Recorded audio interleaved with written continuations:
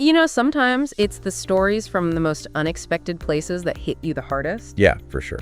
Like today's deep dive. Oh, this one's good. So you sent over this YouTube video Right. about, get this, 2 self-taught innovators Okay. in Kenya Wow. named David and Moses. I'm intrigued. And they're building AI-powered prosthetic arms No way. out of a junkyard. You're kidding. A junkyard. That's amazing. It really makes you think, right? Like, where does cutting-edge tech really come from? Right, it's mind-blowing. The video's called This African Man's AI Prosthetics Shocked U.S. Engineers by Disabilities. Oh, I saw that one. It's on the Afrimax English channel, and it's full of details about how they're making this happen with, like, basically scraps, savage computer parts. It's incredible. Super limited resources. So what got them started on this journey? Well, the video talks about how they both just have this deep passion for technology, Okay, but also a real desire to help others, makes sense. especially people with disabilities. You know, they saw a need and just decided to do something about it. So cool. Even though they don't have like formal training beyond high school. They're totally self-taught. Yeah. They work right out of this junkyard. They're using all these discarded computers and electronics to build these prosthetics. It's amazing how resourceful they are. So, okay, let's get into the nitty-gritty. The arm itself, they call it a biorobotic arm. Catchy. But what's the deal? How does it actually work? This hand is being controlled by this neural rod biopotential headset receiver that monitors or taps the brain signals. Well, it's really interesting. Does it, like, actually use AI? Yeah. So the video shows this headset Okay. and it picks up the user's brain signals. Whoa. Wait. And then it converts them into like electrical currents, which control the prosthetic limb. So you literally just think about moving your arm It and moves. that's insane. I know. And the video shows people controlling it with like crazy precision. It's wild. Really? Like 8 degrees of motion. What? They can rotate it at the shoulder, the elbow, the wrist, and they can grasp and release things. It's nuts. 8 degrees of motion. That's got to be as good as, if not better, than some of the high-tech prosthetics out there. I think so. What are they showing people doing with the arm in the video? All sorts of stuff. They're operating electronics. They're handling really delicate objects. There's this one scene that sticks out in my mind. This guy just effortlessly picks up a tiny little coin from a table. No way. I know, right? It shows you just how much control they've managed to achieve. It's incredible. That's amazing. So, okay, how about the cost? Because we know traditional prosthetics can be insanely expensive. Oh, yeah. Especially for people in lower income countries. Huge barrier. Definitely. And that's something David and Moses were super aware of. Like, they wanted to make a solution that was, you know, really functional, but also affordable. Yeah. The video doesn't give you an exact price tag. Right. But it makes it clear that their approach is way, way cheaper than traditional options. Which is huge. I mean, think about it. The World Health Organization estimates that only 3% of people who need assistive devices in low-income countries actually have access to them. Big problem. Yeah. And with over 16 million amputees in Africa alone. It's a massive unmet need. It is. So if David and Moses can, ramp up their production, It could be game-changing. it could totally bridge that accessibility gap Absolutely. and change so many lives. It's incredible what they've managed to do with so little. It really is. But they're not just stopping at the biorobotic arm, right? Oh, no, they've got other inventions up their sleeves, too. They're real problem solvers. The video mentions a few others, like a sanitizing device Interesting. and some kind of breathing device Huh. to help prevent the spread of airborne viruses. So they're branching out beyond prosthetics. It seems like it. They even talk about having ideas for future projects in energy, agriculture, security. Ambitious. They clearly have this vision for a better future, and they're just going for it, experimenting, pushing boundaries. Inspiring. Totally. But working out of a junkyard can't be easy, right? I mean, there's got to be some serious challenges they're facing. Like what? Well, the video really emphasizes their struggle to get funding Oh, yeah, of course. and resources in general. Yeah. They're doing amazing things with what they have. It's true. But imagine if they had like proper facilities and support. I mean, they're basically doing the work of a full-blown research lab It's mind-boggling. with a tiny fraction of the resources. Makes you wonder what they could achieve if they had even a small slice of the funding that goes to those giant tech companies. Right. And their goal, their dream, is for this arm to reach everyone who needs it. They want to turn disability into ability. Powerful stuff. It is, and it's such a powerful example of human ingenuity and the drive to make a real difference in the world. It's true. And it makes you ask, how can we, better support grassroots innovators like David and Moses?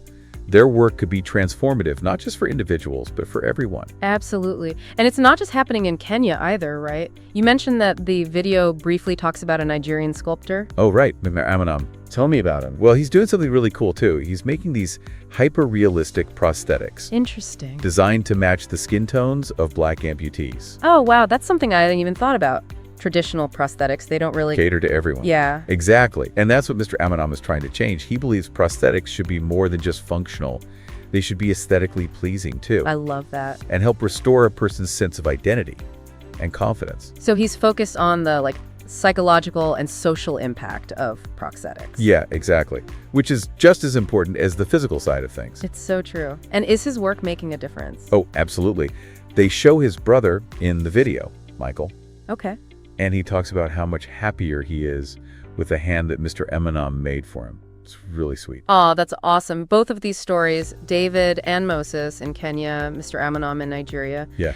it shows you that innovation in the prosthetic field is about so much more than just replacing limbs. So true. It's about dignity, self-esteem, giving people the ability to live a full life. And recognizing that innovation can come from anywhere, anyone, no matter their background or resources. So what are the specific challenges and opportunities that these grassroots innovators are up against? And more importantly, what can we do to help? I think that's a great place to pick up next. Sounds good. It's inspiring to see, how much they're achieving. But yeah, they're definitely up against some unique challenges. I mean, beyond funding, what else is kind of holding them back? Well, access to information. Right. And training is a big one. Okay. David and Moses, they learned by doing, right? Yeah.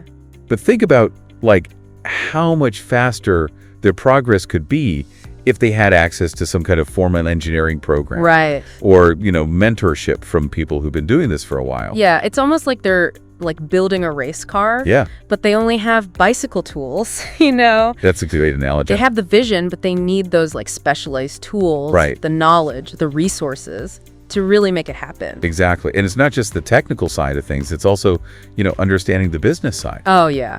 How do you patent your invention? How do you navigate all those regulations? Makes sense. And how do you create a business model that's actually sustainable? Okay, yeah. These are all crucial things. And a lot of grassroots innovators, they don't have that knowledge. So they're not only inventing the technology, Yeah. they're having to invent the whole infrastructure around it. That's a great way to put it. But, the good news is there are organizations popping up Okay. all over the world that are specifically designed to help with these things. Oh, that's great. What are they doing? They're offering training programs, mentorship opportunities, seed funding. So it's not just about throwing money at the problem. Right. It's about giving them the support they need Okay. to build something that's actually going to last. It's an investment, really. It is.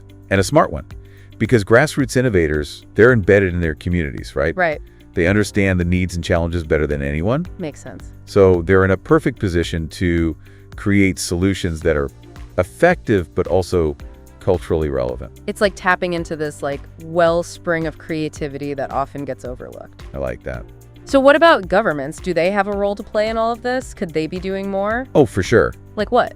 Well, they can create a more supportive environment by, offering tax incentives, simplifying regulations, investing in research and development infrastructure. So it's about leveling the playing field a bit. Right. So that talented people, no matter their background, can actually thrive. And that benefits everyone in the end, right? Totally. When you encourage innovation, you get new businesses, job creation, a more dynamic economy. It's not just the right thing to do, that's the smart thing to do. I like that. I'm going to steal that. Feel free. Okay, so we've talked about funding, we've talked about government support. What about collaboration? Could that be key for these innovators to really succeed? I think it's essential. How so? Well, if they can connect with other people who are working on similar challenges, Right. that can accelerate their progress. Okay. They can, learn from each other, share resources, maybe even collaborate on projects together. So it's like creating this network where they can all lift each other up. Exactly. How can they do that? I mean, especially when they're working with such limited resources. Well, technology can actually play a big role here. Interesting. How? Online platforms and communities can help connect innovators across the globe, Oh, that's cool. making it easier for them to share knowledge and collaborate. So even with limited resources, they can still tap into this global network.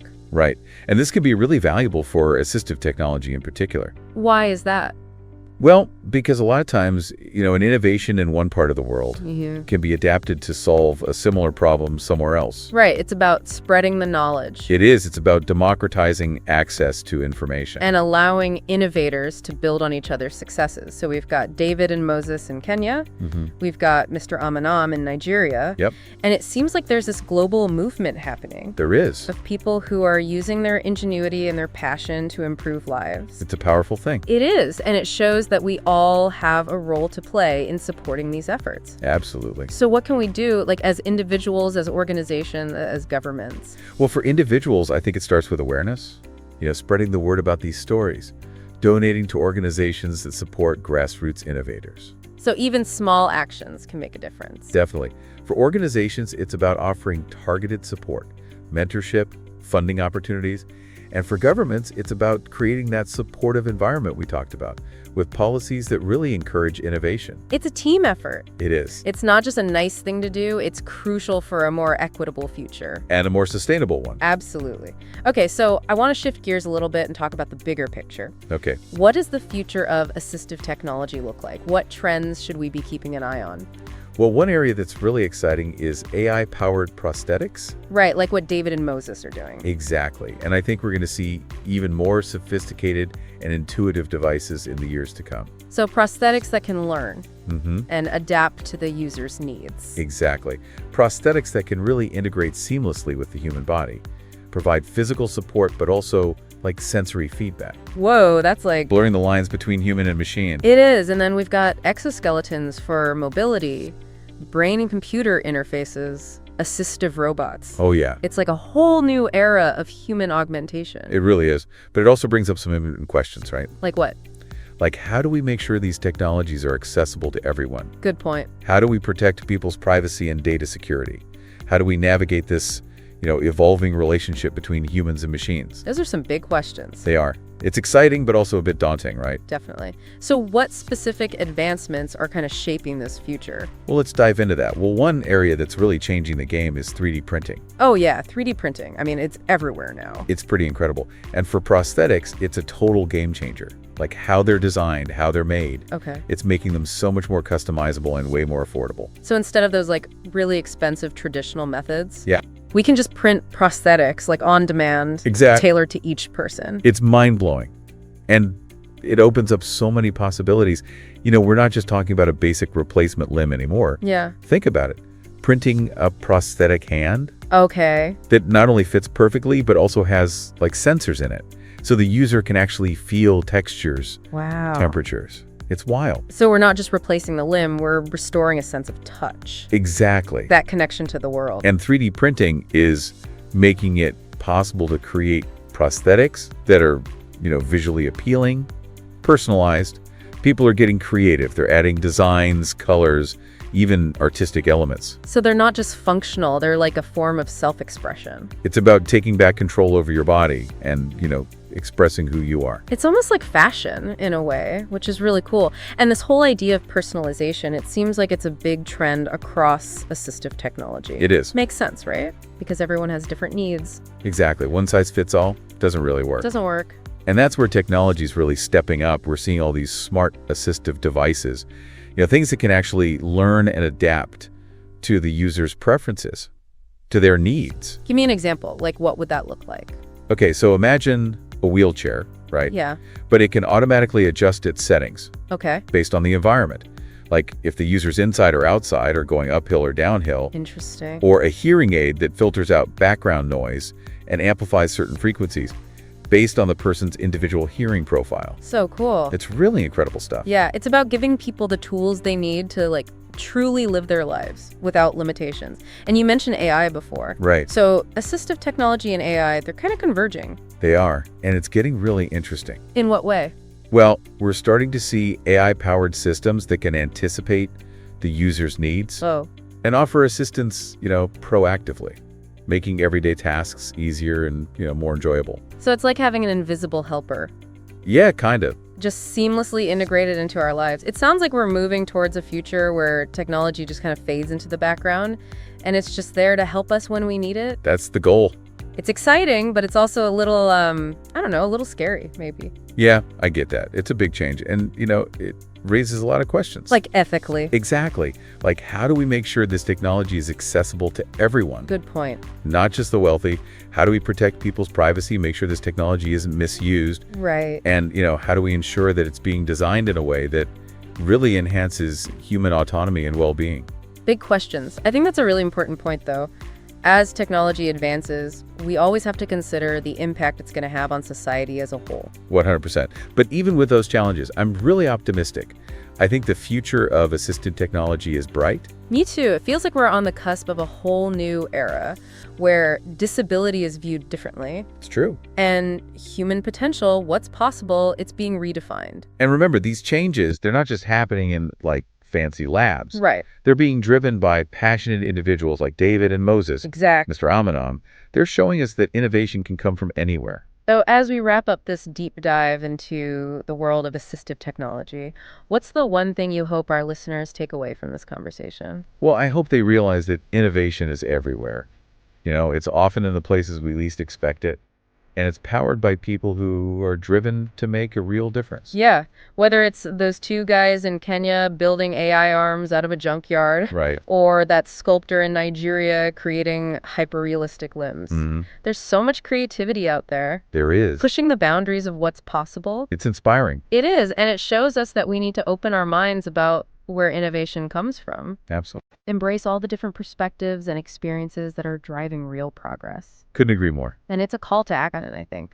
We all need to support these innovators, share their stories, help create a world where everyone, regardless of ability, has the opportunity to reach their full potential. I love that. Well, this has been an amazing journey exploring this world of assistive technology. Yes. And with technology advancing at such a rapid pace, I can't wait to see what the future holds. Me too. More groundbreaking innovations. For sure. Transforming lives. Absolutely. Redefining what's possible. It's a really hopeful and inspiring field to be following. I think so too. It reminds us of, the power of human ingenuity and the potential that lies ahead. Well, thank you for joining us on this deep dive. Thanks for having me. We hope you enjoyed it. And until next time, keep exploring, keep questioning, and keep believing in the power of innovation to change the world.